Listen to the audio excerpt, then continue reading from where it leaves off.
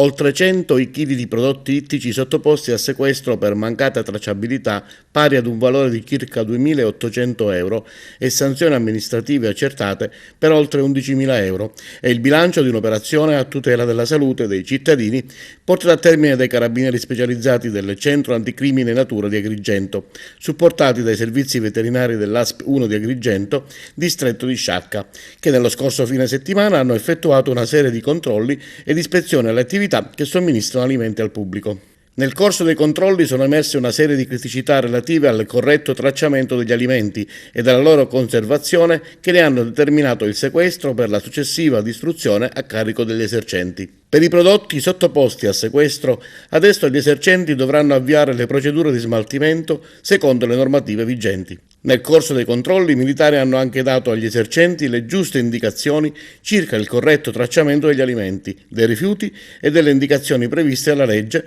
nell'esercizio della somministrazione di alimenti al pubblico, in particolare sull'indicazione degli allergeni e degli ingredienti.